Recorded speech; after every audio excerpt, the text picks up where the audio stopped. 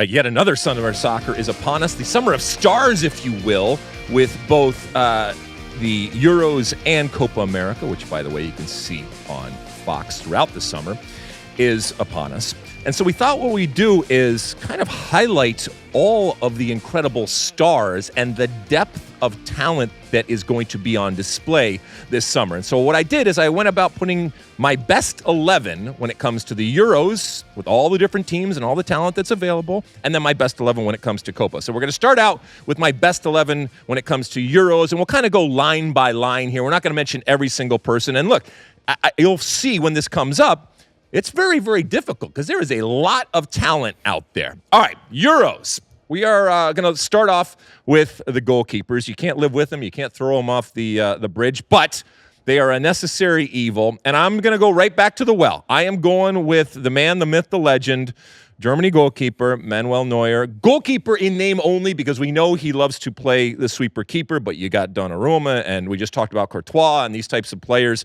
that certainly could be there, but I'm going to go with Neuer. How do you feel about that, Mosse? It's a defensible pick. We should note Courtois is actually not in the Belgium squad. Otherwise, I think he would have been the pick if he was available for the Euros. Donnarumma was the MVP of the last Euros, leading Italy to the title. And then other candidates, Oblak, Slovenia, very good. Mike Maignan, France. Yep. But Neuer is certainly a very defensible pick, so I'm okay with that. All right, let's go to the back line. At left back, Teo Hernandez. And my center back picks, I got Antonio Rudiger and Ruben Dias. And my right back pick, I am going with Kyle Walker from England.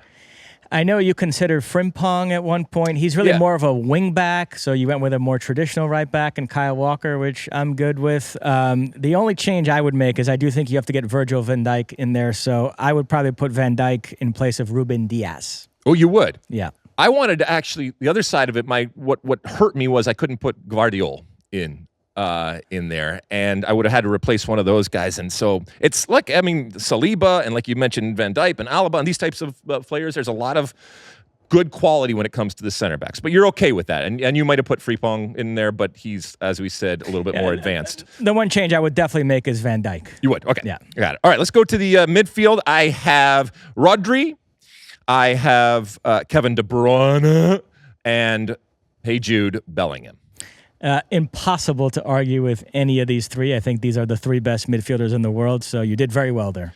But, you got your Bernardo Silva and Wirtz and Rice and Tchouameni and maybe even Musiala and Foden, these types of players that certainly could play there. But you're good with that, all right? Absolutely. Okay. And again, all of these are picks. Please let us know if you agree or disagree and who you would have put there. We go up to the forwards. I have Kylian Mbappe on that left-hand side, Harry Kane up striker, and then Bukayo Saka over there on the right-hand side. And man, there are a lot of good quality possibilities and changes. Do you have any that you would make? Well, I think Saka is going to end up playing on the right wing for England, so positionally you're okay here. But if it's about just getting the three best attacking players on the field, I would put Foden instead of Saka. You would? Yeah.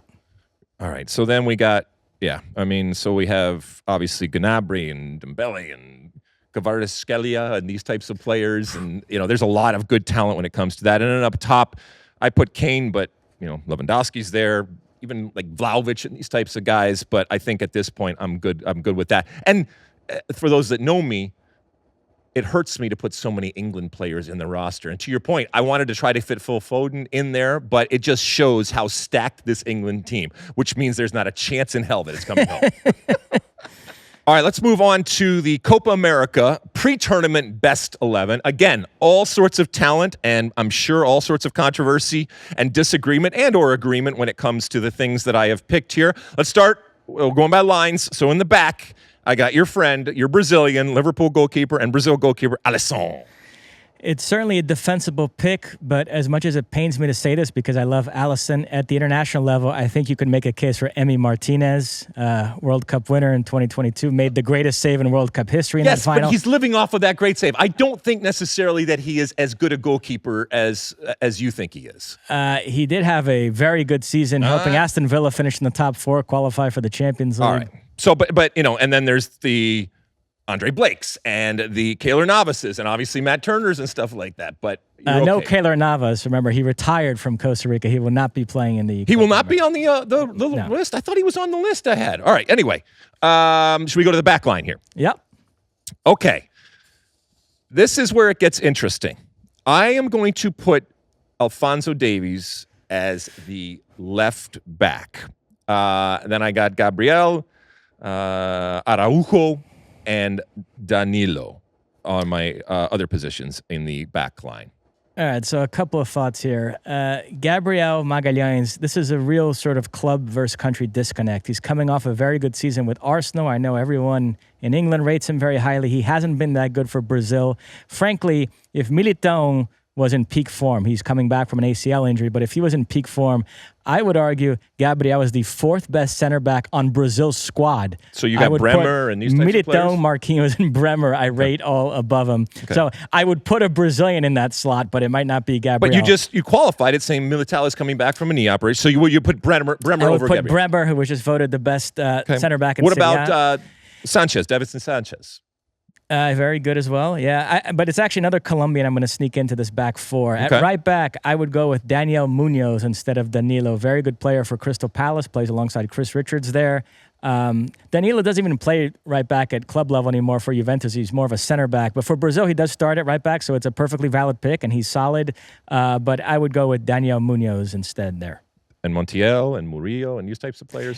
Truth be told, it's not a great position. No. Okay. So, all right. And then you went with Alphonso Davies, yes. who we know might play farther up the field for Canada, but he is a left back for Bayern Munich, so I think Canada is essentially playing him out of position. So I'm okay with you putting. Well, I thought about there. going for Jedi Robinson there, but Alphonso Davies, we know he can start at left back and go all over the place. And my point is, if Alphonso Davies was playing for the U.S. men's national team, okay?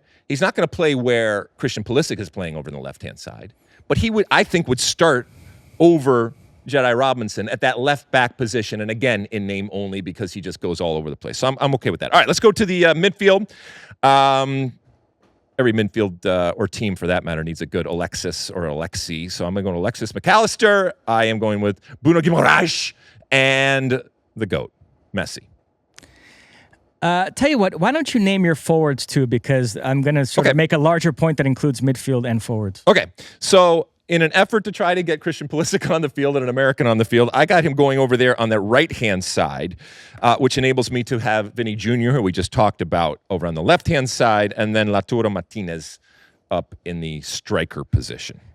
Okay, all good picks. I know you're going to get criticism for Pulisic, but it's perfectly defensible given the season he just had for AC Milan and his numbers with the U.S. national team. But Rafinha, Rodrigo, even Bailey, and these types of players. But a few different options here. You could tweak the formation, play Federico Valverde as the third midfielder, and then push Messi higher up the field. It would essentially be Messi playing in the hole with a front two of Vinicius and Lautaro Martinez. All right. So that's one way you could have gone.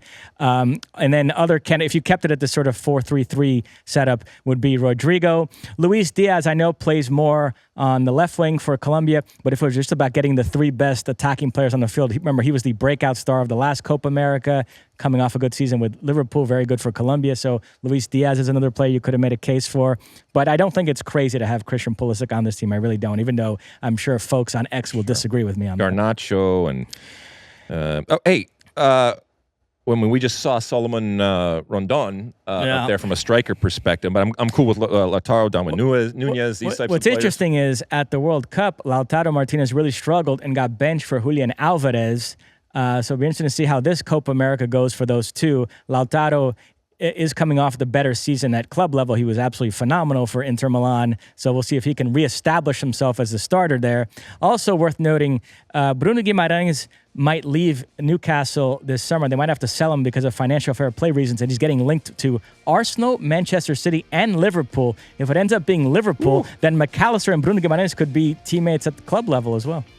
Well, look, this is before the tournament. After the tournament, we should revisit this and look at who actually lived up to the billing and who didn't, or who emerged. Because to your point, Mosse, when we have these tournaments, there are players that use them as kind of coming out parties and announcing themselves to the world if we haven't heard of them, or in the case of Vinny, kind of living up to all of the praise from an international perspective. And we know there's people out there that when they're doing the assessment, they need that part to happen. So plenty of talent, as we said, in both of these tournaments on display, and plenty of depth. So let us know what you think of our 11s that we have here. If you agree, if you disagree with all of it, some of it, a piece of it, any of it.